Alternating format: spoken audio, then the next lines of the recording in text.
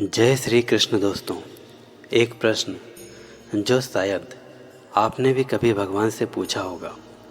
हे भगवान, मैं रोज़ प्रार्थना करता हूँ, फिर भी मेरी सुनवाई क्यों नहीं होती। किसी की नौकरी चली गई, किसी की शादी टूट गई, किसी ने अपने किसी प्रिय को खो दिया, किसी का व्यापार डूब गया और हर रात लाखों लोग भगवान से सिर्फ एक ही प्रश्न पूछते हैं, क्या आप मेरी सुन भी रहे हैं। लेकिन अगर मैं आपसे कहूँ कि भगवान हर प्रार्थना सुनते हैं, पर हर प्रार्थना का उत्तर हाँ नहीं होता। आज भगवत गीता के माध्यम से हम समझेंगे कि भगवान हमारी प्रार्थनाओं का उत्तर कैसे देते हैं, और अंत में मैं आपको भगवान श्री कृष्ण की एक ऐसी शिक्षा बताऊंगा जो शायद आपकी प्रार्थना करने का तरीका ही बदल दे। हम सोचते हैं अगर भगवान है तो मेरी समस्या अभी ख़त्म क्यों नहीं हुई। लेकिन महाभारत में भी द्रौपदी ने जब पहली बार मदद मांगी तो क्या तुरंत चमत्कार हुआ? नहीं। जब तक उन्होंने अपने प्रयास नहीं छोड़े और पूर्ण समर्पण नहीं किया, तब तक सहायता नहीं आई। ध्यान दीजिए, इसका अर्थ यह नहीं कि भगवान देर से आए। अर्थ यह है कि हर परिस्थिति में मनुष्य का प्रयास और भगवान की कृपा दोनों साथ साथ चलते हैं।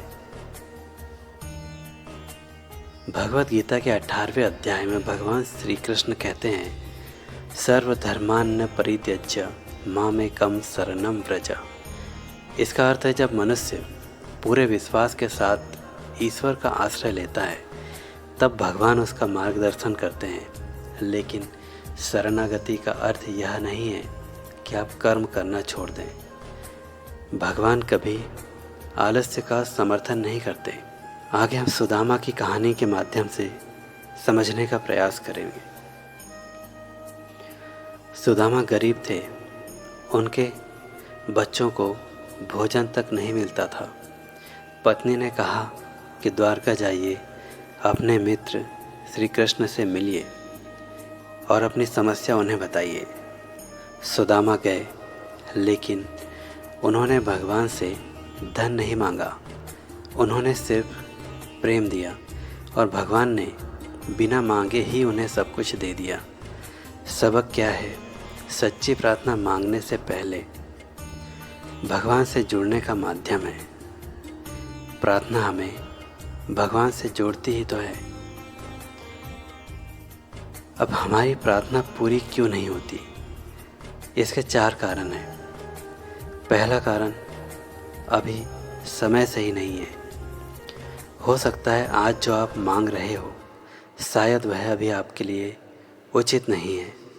दूसरा कारण है, भगवान हमें उससे बेहतर देना चाहते हैं। कई बार हम छोटी चीज़ें मांगते हैं, भगवान हमारे लिए बड़ी योजना बना रहे होते हैं। तीसरा कारण, कर्म अभी अधूरे हैं। गीता का सिद्धांत स्पष्ट है, कर्म के बिना फल नहीं। सिर्फ प्रार्थना बिना प्रयास के जीवन नहीं बदलती। चौथा, हो सकता है हमें प्रार्थना बदलनी चाहिए। अक्सर हम कहते हैं, भगवान मेरी समस्या खत्म कर दो, लेकिन शायद यह सही प्रार्थना नहीं है। हमें कहना चाहिए, भगवान मुझे आप इतना मजबूत बना दीजिए कि मैं इस समस्या का सामना कर सकूं। इसे एक आधुनिक कहानी के माध्यम से समझते हैं। एक युवक 3 साल तक यूपीएससी की तैयारी करता रहा। हर साल असफल। वह मंदिर जाकर रोता था, कहता था, भगवान मेरी प्रार्थना सुनते क्यों नहीं। चौथे साल उसने अपनी तैयारी का तरीका बदला, अनुशासन अपनाया, धैर्य रखा और सफलता मिली। बाद में उसने कहा, अगर पहले ही चयन हो जाता तो शायद मैं कभी इतना परिपक्व नहीं बन पाता। कई बार भगवान सफलता नहीं रोकते, वे हमें सफलता के योग्य बना रहे होते हैं। भगवान श्री कृष्ण हमें यह नहीं सिखाते कि सिर्फ प्रार्थना करो और चमत्कार का इंतज़ार करो। वे सिखाते हैं प्रार्थना करो, कर्म करो, फिर धैर्य रखो और विश्वास रखो कि जो होगा वह आपके लिए सर्वोत्तम होगा। अगर आज आपकी प्रार्थना पूरी नहीं हुई तो यह मत सोचिए कि भगवान ने आपको ठुकरा दिया। हो सकता है वे अभी भी आपके लिए काम कर रहे हों। याद रखिए, भगवान कभी देर नहीं करते, वे सही समय पर सही चीज़ देते हैं।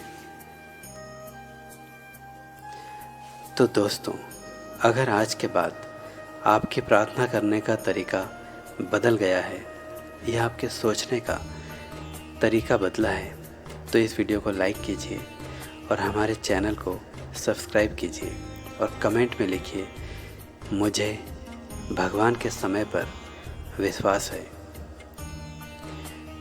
तो आज के इस वीडियो में इतना ही। मिलते हैं अगले वीडियो में फिर कोई नए प्रश्न के साथ। यदि आपका भी कोई प्रश्न हो तो आप कमेंट में लिखकर मुझे भेज सकते हैं। भगवत गीता के माध्यम से उसके जवाब देने का मैं प्रयास करूँगा। जय श्री कृष्ण।